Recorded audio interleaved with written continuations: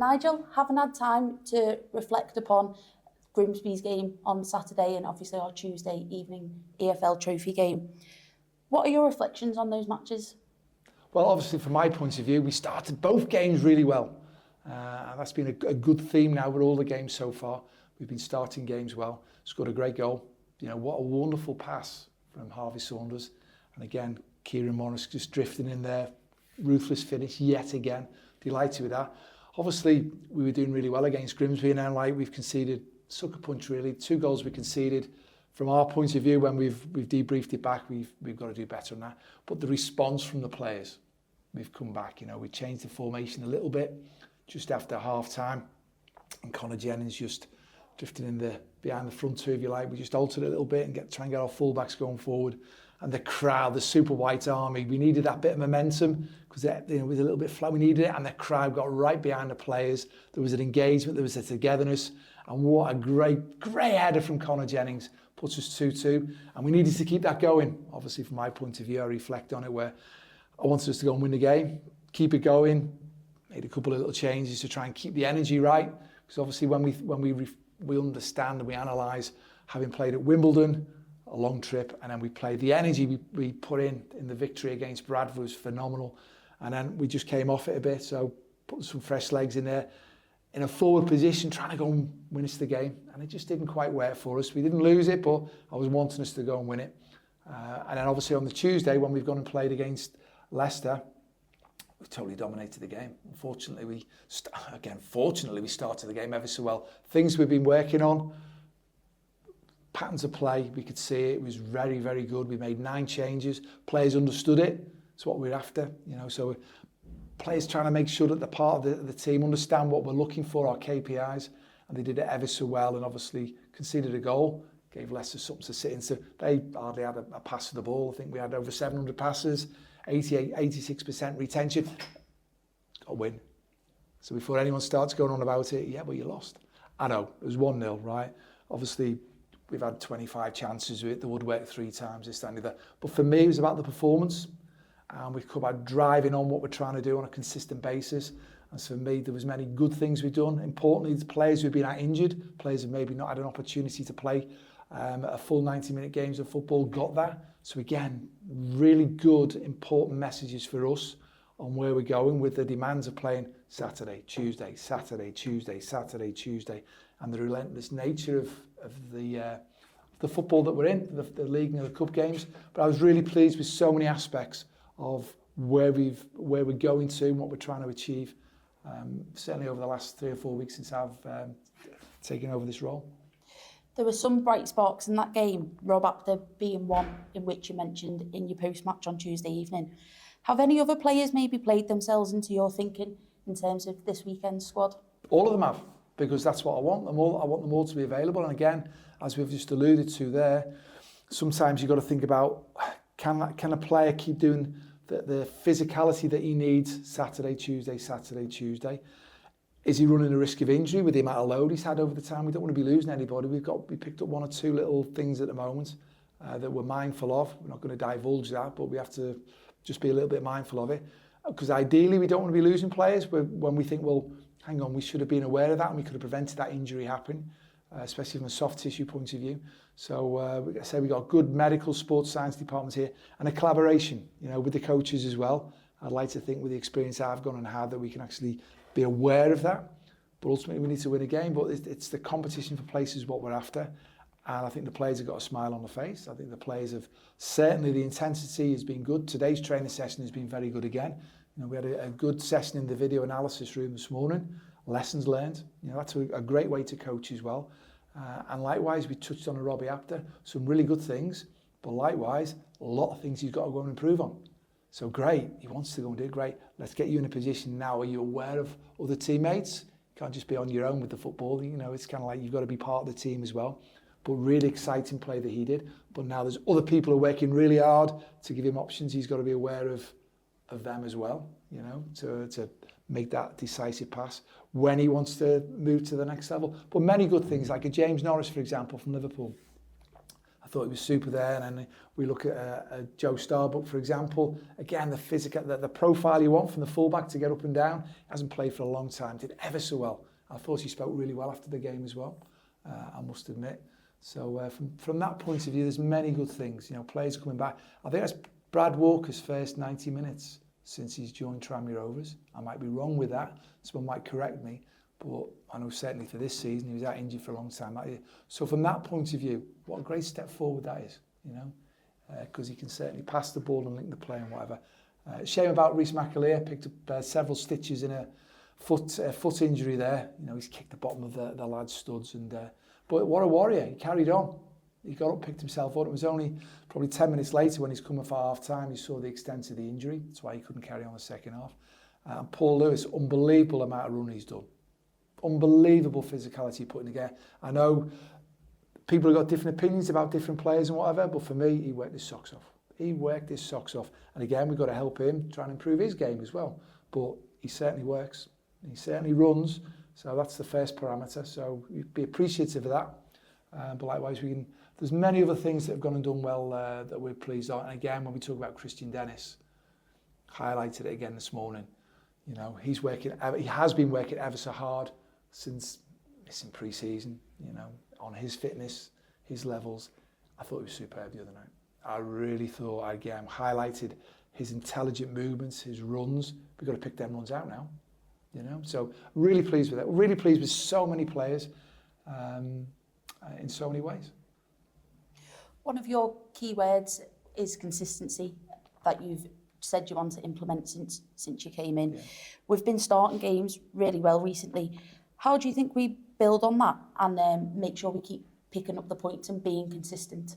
That's exactly what you say, consistency. We've started the games really well. We probably get to 20, 25 minutes, and then for whatever reason, when we look at it, we've maybe just conceded a goal, and it's again, oh, what a poor goal we've gone and conceded. We could have avoided that. We could have done a bit better.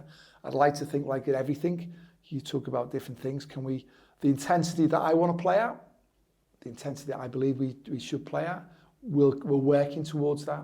It's going to take a bit of time, but we're working towards that and what we're after. But again, for me, it's the consistent messages. I keep talking about our KPIs, key performance indicators. I keep talking about drive the performance. Yes, the results. The other night, we could have won 6 or 7. And everyone thinks, oh, it was great. Right? Take the scoreline away. Think about the performance, the consistent behaviours, the habits that we've got, our intent, what we're trying to do, what's our purpose? What's the purpose of how we're playing? You know, when we've got the football, what's the purpose? Ultimately, score a goal. How do we score a goal? We've got to get in the XG, POMO, penalty. Most goals are scored one touch finishes in the penalty area. How do we get in there? Can we get it in the wide areas to get it in there, or do we penetrating passes? How do you build your play to get it in them areas? Building all that. So there's got to be a purpose, you know. When you've got the ball, is the movement for the guy who's got the ball. Are you scanned? Are you aware of what's around you? Is the movement in front of the guy on the ball? That's what we need. So trying to get that alignment, that shared social model, if you like, where you know when I've got the ball, what I want, I know what you want, to try and get ourselves in position. And if we can get that with all 11 players who are on the pitch, to try and keep the ball and ultimately have that movement instead of just standing still and going, all right, now it's been passed, now what do we do? Trying to get that fluidity, understanding. That comes with time. That comes with time, that comes with understanding, that comes with having the honest conversation, that comes with so many ways where we actually sit down, reflect, I keep talking about it, go and reflect on things, sit in the video analysis room, watch some video footage, and then, right, how can we improve on that? What's the lessons we've learned? Now let's go on the training ground, let's go and work on it. Physical, technical, tactical, mental, social, all the things coming together. No one needs to make a mistake. We conceded a goal the other night against Leicester that has ultimately cost us the game. It's an honest mistake. The intent was right. You know, we've pressed on, we've forced the goalkeeper to kick the ball, and ultimately we just tried to do a little backheader back into our goalkeeper, Joe Murphy. Unfortunately, the backheader has just gone a little bit ski-whiff. They've gone in and capitalised on it. The intent was right. You know, we'll make mistakes, but we've responded again in the right manner. Again, keep trying to do the basics well to an elite level on a consistent basis. And I keep saying, can you perform under pressure and under fatigue? And that comes about with us making sure that we are getting ourselves as fit as we can, putting in pressurised situation on the training ground, making the right decisions. Because life's about decisions, isn't it?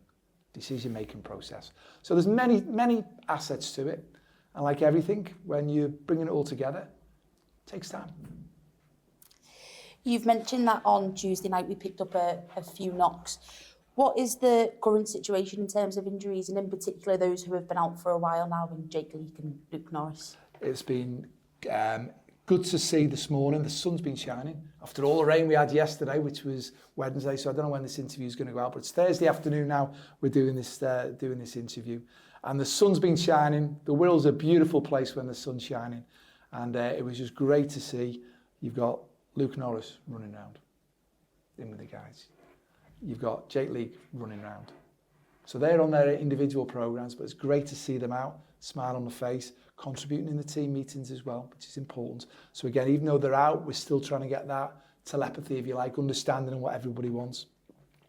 And then unfortunately, we've got one or two players who, so for example, Jordan Turnbull, who can't play at the weekend because he's suspended. He picked up a dead leg, a blow to the thigh, a contusion, a Charlie horse, whichever way you want to go and talk it. It was a blow to the leg. Great, brave tackle.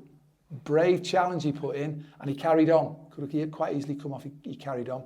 So he's not been out with the group on the grass this morning, but he should be fine and available for selection for the next game.